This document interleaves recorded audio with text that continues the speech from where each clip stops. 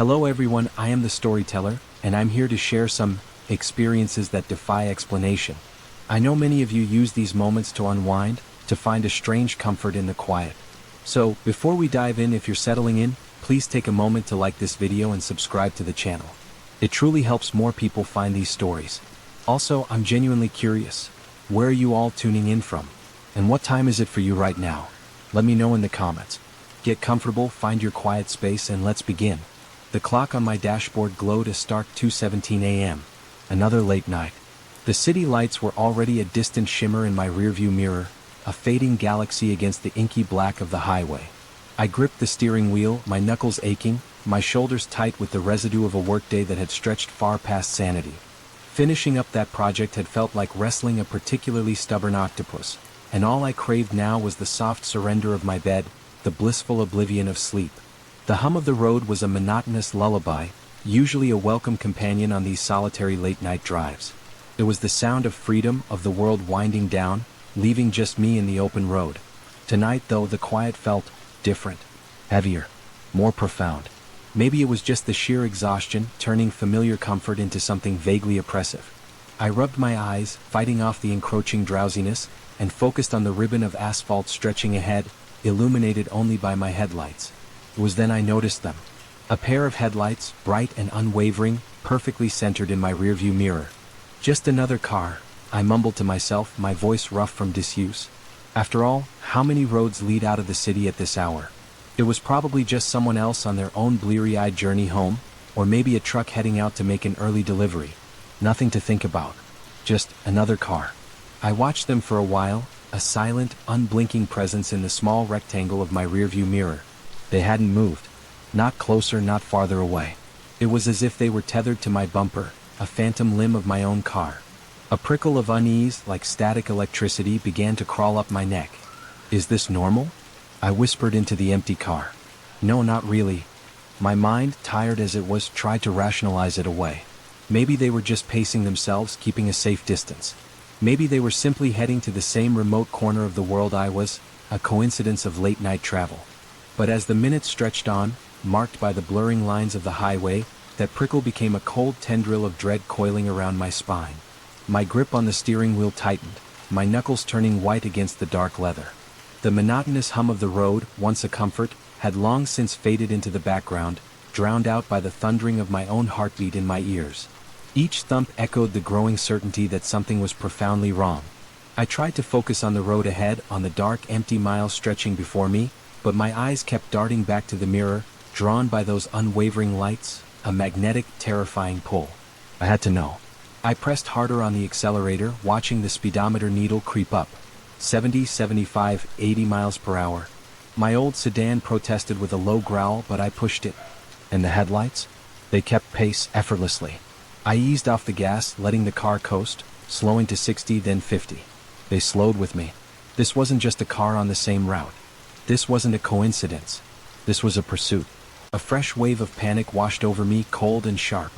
I fumbled blindly for the radio, desperate for some noise, any noise, to fill the deafening quiet that now felt like a suffocating blanket.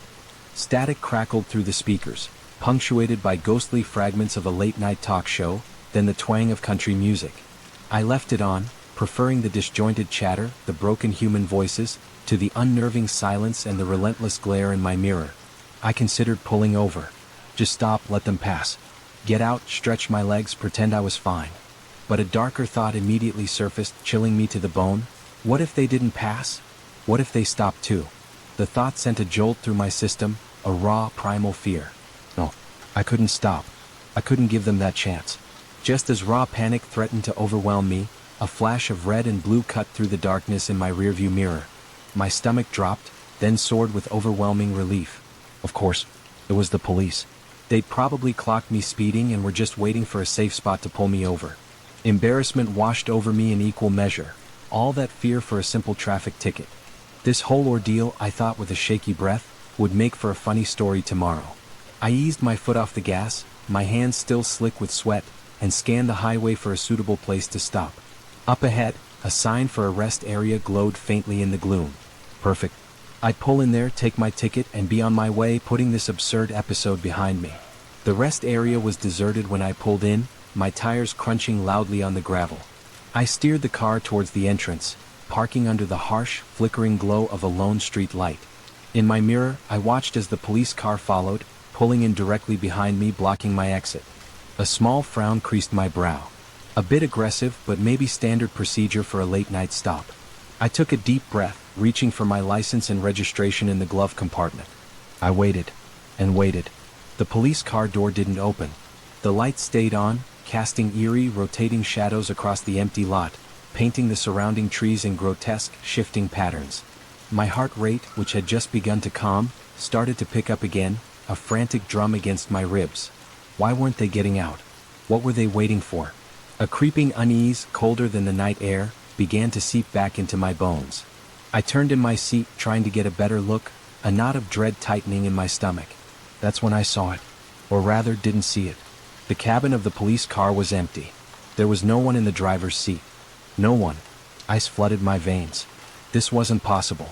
My mind reeled, grasping for any rational explanation. I blinked hard, certain I was hallucinating from exhaustion, that my eyes were playing tricks on me in the flickering light. But when I opened them, the scene remained unchanged. An empty police car, lights flashing, blocking my only way out. My mind raced, tumbling over itself, trying to make sense of what I was seeing. Had the officer gotten out without me noticing? Were they approaching my car now, silently, from the shadows?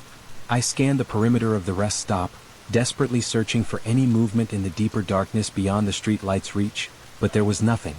I reached for my phone with trembling hands, ready to call for help, to scream into the night. But as the screen lit up, my heart sank further. No signal. Of course. I was miles from anywhere, alone in a deserted rest stop with a ghost car. Then a sound to my left made me jump, a subtle scrape of gravel that shouldn't have been there. I whipped my head around, my breath catching in my throat, searching for the source. There. At the edge of the light, where the flickering glow barely reached, I saw a figure. Tall. Broad-shouldered. A wave of relief, so powerful it almost buckled my knees, washed over me. An officer. This was all just a misunderstanding, a bizarre, terrifying misunderstanding. I must have been so tired, so paranoid. I rolled down my window, ready to explain everything, to apologize profusely for my panic. But as the figure stepped closer, emerging from the deeper shadows, the words died in my throat. This was no police officer. The uniform was right, yes, but everything else was wrong. Horribly wrong. The face was hidden, obscured by the dimness and something else. A strange, unnatural shadow, but I could see that the proportions were off. The arms were too long, hanging unnaturally, almost to its knees. Its gait was too jerky, too unnatural, an almost insect-like scuttle rather than a human walk. Panic took over, raw and absolute. I fumbled for the window control, my fingers slipping on the plastic, desperate to close it, to seal myself inside. But before I could, a hand shot out, slamming against the door frame, gripping it with incredible force. It was pale, almost translucent in the flickering light, with long, spindly fingers that ended in sharp, blackened nails. A low, guttural sound emerged from the figure, something between a growl and a chilling, wet laugh. I jammed the key in the ignition, not caring about the consequences, not caring about anything but escape. The engine roared to life, a desperate, comforting sound in the terrifying silence. I slammed the car into reverse. The tires spun wildly on the gravel, kicking up a shower of stones. The hand on my window tightened, those horrifying nails digging into the paint, leaving deep, ragged scratches in the metal. For a terrifying moment, I thought I was stuck, the car immobilized, my fate sealed. But then, with a lurch, the tires found purchase and the car shot backward. There was a horrible, tearing screech as the creature's hand was ripped away from the window frame, a sound that would haunt my nightmares for years. I didn't look back to see if I'd hit it. I didn't dare. I just kept going, swerving wildly around the empty police car, back onto the blessed, open highway. I drove like I'd never driven before, pushing my old sedan to its absolute limits. The speedometer needle trembled past 90, past 100 miles an hour. The world outside became a blur of darkness and scattered lights, a tunnel of terror. My eyes darted constantly to the rearview mirror, bracing myself for those flashing red and blue lights to reappear, for that impossible shape to materialize behind me again. But the road remained empty, just the endless, dark asphalt stretching behind me. It wasn't until I saw the familiar skyline of the city, a faint, comforting glow on the horizon, that I finally began to slow down, my foot aching from the relentless pressure on the accelerator. My hands were shaking so badly I could barely keep the wheel straight. Sweat had soaked through my shirt, leaving me chilled and clammy in the cool night air, despite the terror still burning through my veins. I pulled into the first 24-hour gas station I saw, seeking the stark, comforting embrace of its bright fluorescent lights. For a long time I just sat there, engine idling, the car still vibrating with the memory of its desperate flight. My mind was a whirlwind of disjointed images. The empty police car, the two long arms, the blackened nails, the horrible screech. Had it been real? I whispered, my voice raw. Or had I finally dozed off at the wheel, conjuring up a nightmare from my overtired mind? Slowly, my legs feeling like jelly, I got out of the car. They barely seemed able to support me. I walked around to the driver's side, my stomach clenching with dread, almost afraid of what I might find. And there they were. 4 deep, ragged gouges in the paint, right where the window met the door. Undeniable proof. Proof that something had tried to get in. I sank to the ground, my back against the cold metal of the car, and let out a sound that was half laugh, half sob, a desperate, broken release of everything that had just happened. A concerned attendant, drawn by the strange noise, came out to check on me, probably thinking I was drunk or high. I waved him off, unable to articulate the unspeakable horror I had just faced. How could I even begin to explain? When I finally felt steady enough to drive again, I headed straight home. I double-checked every single lock, turned every latch, and closed every curtain, ensuring no sliver of darkness could peek in. Then I huddled under my blankets, pulling them tight around me like a child afraid of the dark. Sleep was utterly out of the question. Every time I closed my eyes, I saw that pale, clawed hand reaching for me, heard that tearing screech. As the first faint light of dawn began to filter through my windows, painting the room in a weak, hopeful gray, I made a decision. I called in sick to work, packed a bag with desperate speed, and booked the first flight I could find to visit my parents.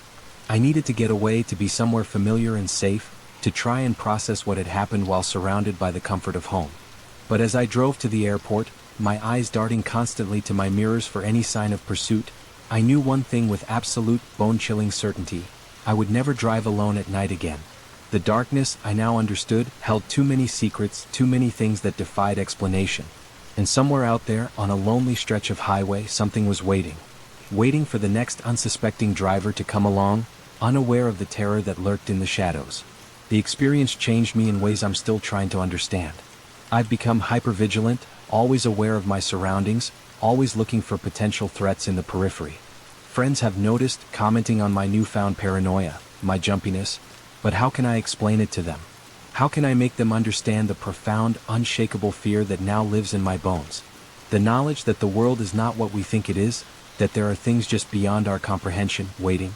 Sometimes, late at night, when the house is quiet and the city sleeps, I find myself drawn to the window, peering out at the empty street below. And in those moments, I swear I can see a figure in the distance, standing just beyond the reach of the streetlights, waiting, watching.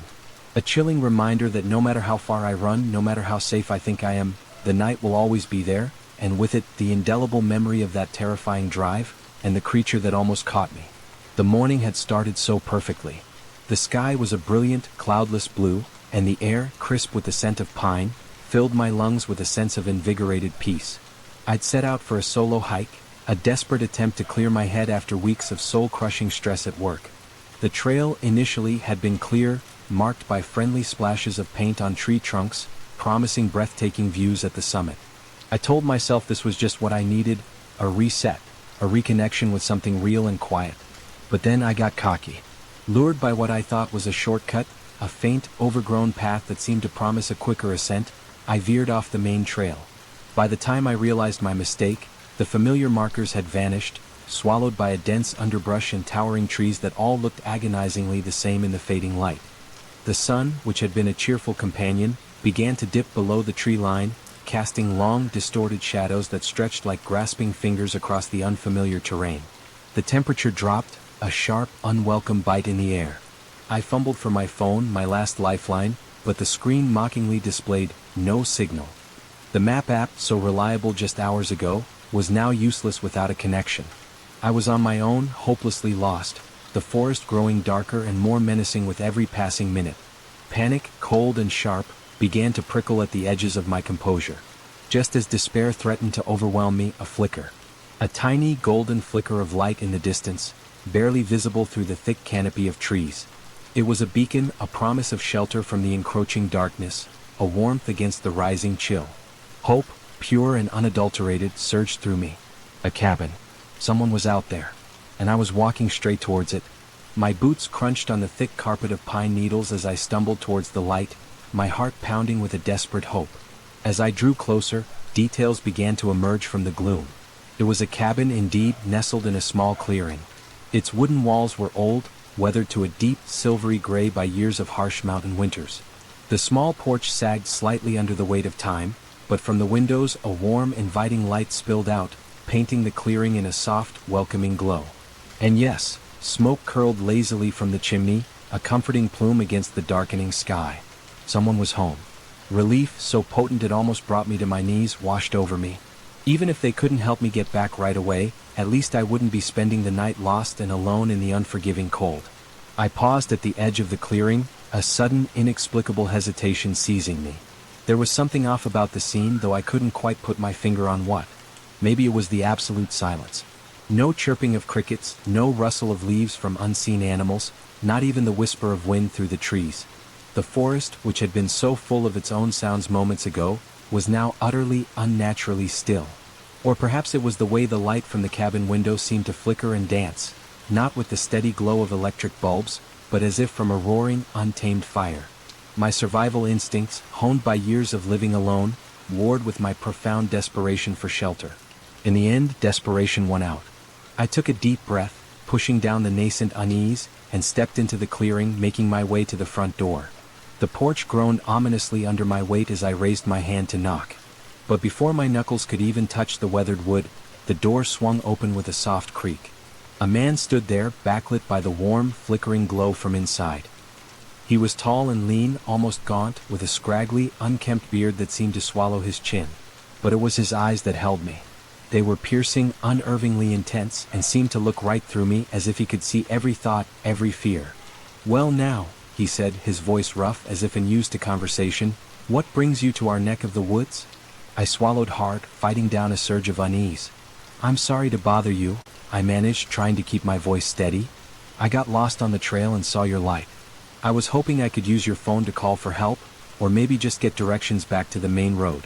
The man's eyes narrowed ever so slightly, a fleeting shift in his expression, but then his face broke into a wide, unsettling grin. Of course," he rasped, the grin stretching a bit too far.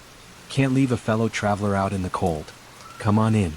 He stepped back, gesturing for me to enter. I hesitated for just a moment, a primal instinct screaming at me to turn and run, but the chill of the night and the growing darkness behind me pushed me forward. I stepped over the threshold. The interior of the cabin was sparse but undeniably cozy, dominated by a large, stone fireplace where flames danced merrily, casting warm, shifting shadows across the room. A few pieces of rustic, well-worn furniture were scattered about, a wooden table, a couple of chairs, and a worn armchair near the fire. I could see a small kitchenette tucked away in one corner. "Have a seat," the man said, pointing to the armchair. "Warm yourself up. I'll see about that phone for you." I sank into the chair gratefully, feeling the immediate rush of heat from the fire chase away the deep chill that had settled into my bones. As the man disappeared into another room, presumably to find a phone, I took the opportunity to look around more closely. Something still felt subtly off about the cabin's interior, but I couldn't quite put my finger on what. The furnishings looked old, almost antique, but they were remarkably well maintained. Yet there were no personal touches.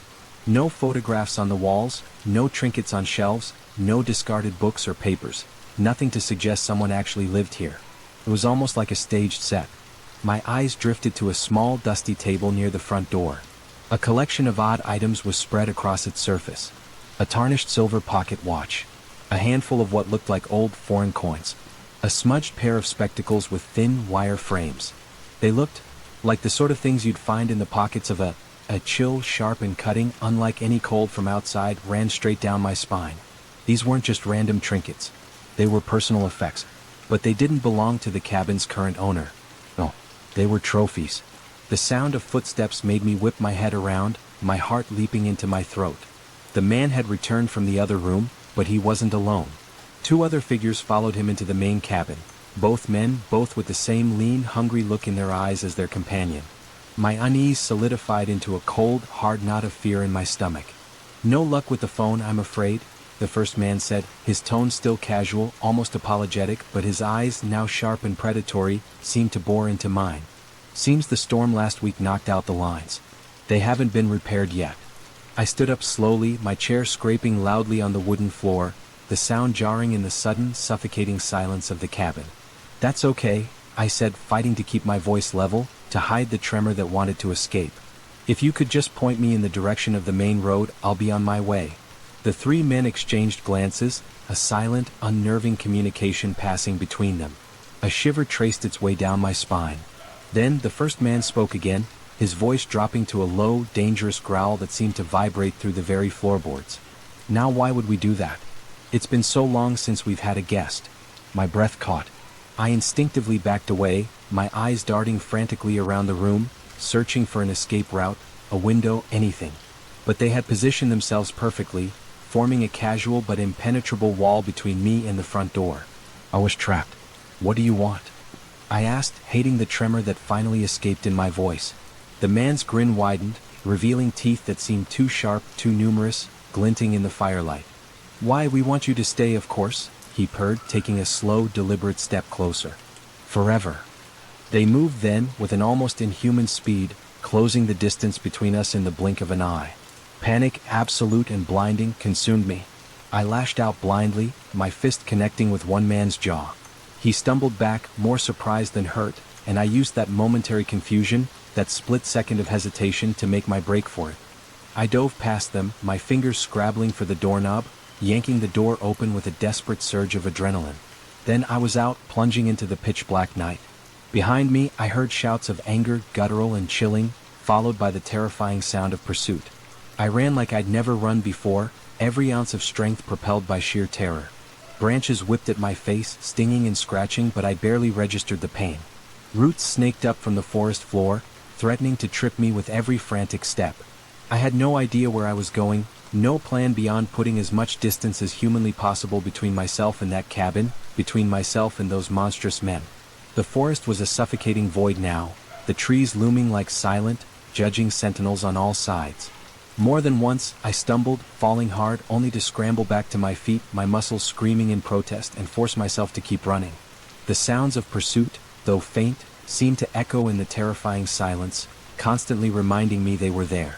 I ran until my lungs burned, until my legs ached with a searing, fiery pain, until I couldn't run another step. Finally, I collapsed against the rough bark of a tree, gulping in great, ragged lungfuls of air as my racing heart began to slow its frantic rhythm. I strained my ears, every nerve ending alert, listening for any sign that I was still being followed. The forest was utterly silent, save for the deafening pounding of blood in my ears and the rasp of my own breath. Had I lost them? Or were they still out there, just beyond the reach of my hearing, still watching, still waiting? The thought was almost as terrifying as the chase itself. I stayed there for what felt like hours, too afraid to move, too afraid to make a sound. Gradually, the bone-deep adrenaline began to wear off, leaving me utterly exhausted and shivering uncontrollably in the cool night air. My muscles ached, protesting every movement, but I knew I couldn't stay. I had to keep moving, had to find my way out of this suffocating forest before they found me again. With a groan, I pushed myself to my feet. Overhead, through the dense canopy, the sky had begun to lighten, the first gray hints of dawn breaking through. With that growing light came a surge of hope, a fragile, desperate conviction that I could do this, that I could survive this. I picked a direction at random and started walking, my ears tuned for any sound of pursuit, every shadow seeming to shift and writhe at the edge of my vision. As I walked, my mind raced, tumbling over itself, trying to make sense of what had happened. Who were those men? What did they want with me? The questions tumbled over each other, each more terrifying than the last. It was mid-morning when I finally stumbled free of the tree line, collapsing onto a paved road. I nearly wept with sheer relief at the sight of civilization. A passing motorist, seeing my disheveled state, took pity on me, giving me a ride to the nearest town. I went straight to the police, my voice hoarse, recounting the horrifying tale.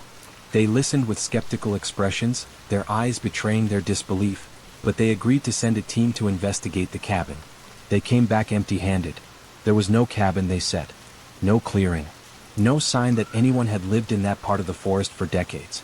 They suggested I'd been disoriented, perhaps suffered from a stress-induced hallucination brought on by exhaustion and fear. I tried to put that night behind me to convince myself it was all a terrifying dream, a figment of an overtired mind. But sometimes when I close my eyes, I can still see those men, their gaunt faces hidden in shadow, their hungry eyes fixed on me. I can still hear their voices, that low growl, "We want you to stay, forever."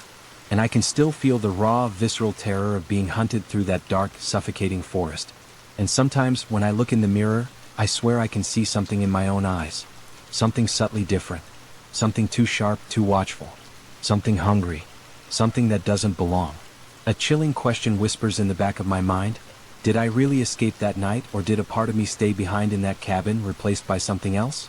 Something that followed me home from those dark woods? I don't go hiking anymore. I avoid forests altogether now. But no matter how far I run, no matter how brightly lit the city streets are, I can't shake the inescapable feeling that somewhere out there, in the depths of the wilderness, 3 men are waiting. Waiting for me to lose my way again. Waiting to welcome me home. And the fear, that profound, unshakable dread, now lives in my bones. It's a permanent guest. The first thump from upstairs made me pause the movie. It was just after 9, and the house had settled into its usual babysitting quiet. Emma, 8, and Liam, 6, the Miller kids, were generally well behaved, and tonight had been no exception. Dinner, mac and cheese their favorite, bath time chaos, then stories and tucked snugly into bed. Mr. and Mrs. Miller were out for their monthly date night, leaving me in charge until around midnight. I'd stretched out on the couch, textbooks open for some homework, with the TV murmuring in the background. A perfectly normal, comfortable evening. The first thump was soft, muffled, like something heavy but not too heavy falling onto carpet. My mind immediately went to Liam. He was a restless sleeper, sometimes kicking his blankets off, sometimes even rolling off the low bed he had. I muted the TV, listening intently for a few moments. Nothing. Just the settling sighs of an old house, the faint creak of timbers contracting in the cooler night air. I was about to chalk it up to my imagination, a tired brain playing tricks, when it came again. This time it was louder. A distinct, heavier thump from directly above me, seeming to echo directly from the children's wing. My heart gave a little jump, a tiny flutter against my ribs. Okay, that wasn't just the house. That was something. Still, I tried to rationalize it. Maybe Emma, ever the early riser, had gotten up for a glass of water. Or perhaps Liam, with his boundless energy, was having a secret midnight jump session on his bed. Kids made weird noises all the time, right? No need to worry. But even as I told myself this, a cold, tiny tendril of unease began to unspool in my stomach.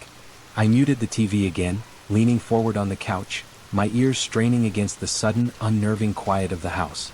My heart began to race, a frantic drum against my ribs. It could be nothing, I told myself, clutching at the last vestiges of my earlier calm. Maybe one of the kids had gotten up to use the bathroom, or perhaps it was just the old house settling. Old houses made weird noises all the time, right? But then came the third thump, distinct and heavy, directly from upstairs. It was immediately followed by what sounded like footsteps. Heavy footsteps. Not the light, quick patter of children's feet, but something deliberate, slow, and far too weighty.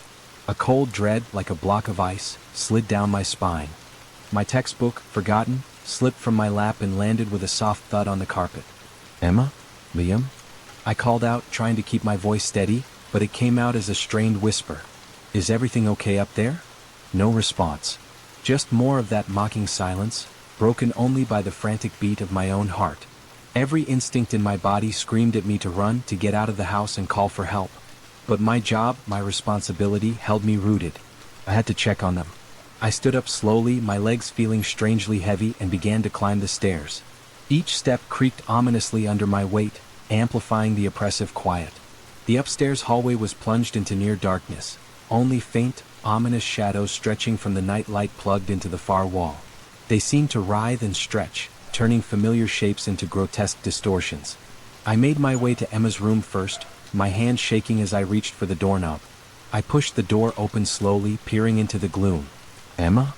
I whispered, my voice barely audible.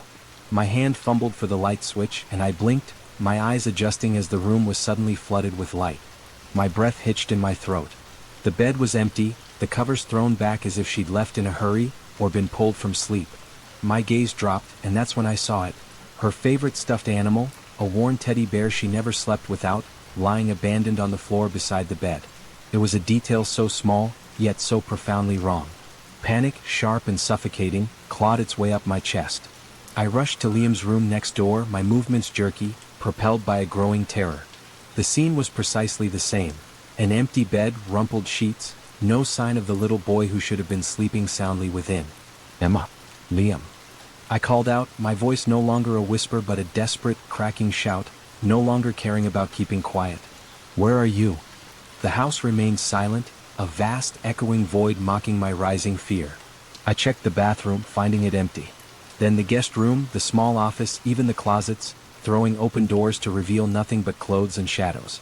I dropped to my hands and knees, peering frantically under the beds, convinced they were playing some terrible game. But there was nothing. Just dust bunnies and the cold, hard reality of empty space. They were gone. The house remained silent, utterly, terrifyingly silent. It wasn't just quiet anymore, it was a vast, echoing void that mocked my rising fear. Every door I opened, every space I checked was empty. The realization crashed over me with the force of a physical blow. I was alone. Truly, utterly alone in this big house, and the children I was supposed to protect were gone. My breath came in ragged, shallow gasps. My mind, usually so clear and methodical, was now a whirlwind of desperate thoughts. Where could they be? Had they snuck out?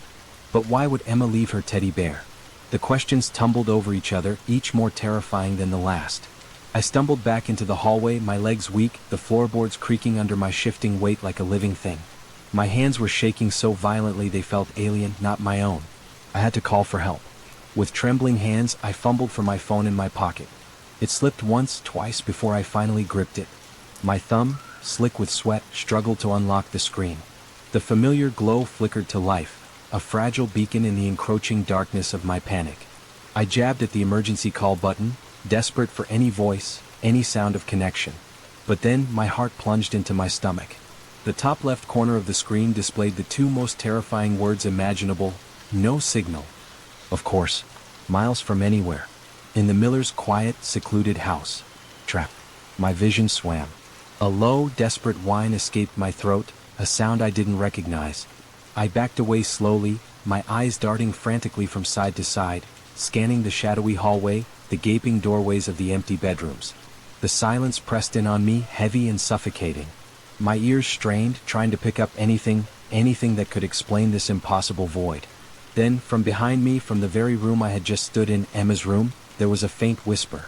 Not words, not a sound I could identify, but a subtle, shifting rustle, like silk dragging across carpet, too light to be footsteps, too deliberate to be the house settling.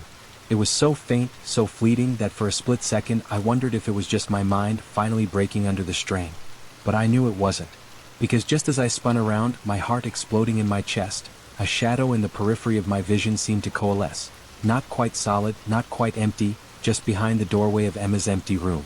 A movement that was too quick, too fluid, too wrong to be anything human. And then, nothing. And that's where the account ends. Sometimes the most terrifying stories aren't the ones with neat conclusions or clear answers. They're the ones that never truly finish, the ones that just stop, leaving you wondering, leaving you to imagine what happened next. The ones that leave you with that lingering chill, long after the last word is spoken. These tales, whether they're echoes from my own experiences or whispers I've gathered from the dark corners of the world, serve as a reminder that the line between the ordinary and the inexplicable is often much thinner than we'd like to believe. It's a fragile boundary, easily blurred by the fading light of day, by the silence of a lonely road, or by the unsettling quiet of a house where children should be sleeping. Perhaps you've had your own moments like these, a chill that wasn't from the cold, a shadow that moved when it shouldn't have, a feeling of being watched when no one was there. Those tiny cracks in the everyday where something else tries to peek through. The night, after all, holds so many secrets, so many things we can't explain. And perhaps one day we'll uncover more of them. If these stories resonated with you, if they kept you company, or perhaps kept you on edge, please consider liking this video and subscribing for more. Your support truly allows me to continue sharing these journeys into the dark, exploring the mysteries that lurk just beyond our understanding. Don't forget to share your own thoughts in the comments below. What was the most unsettling part for you? Do you believe these things are out there, waiting in the shadows? I'd genuinely love to hear your perspectives. Until next time, stay safe in the light, and remember, the dark is always watching.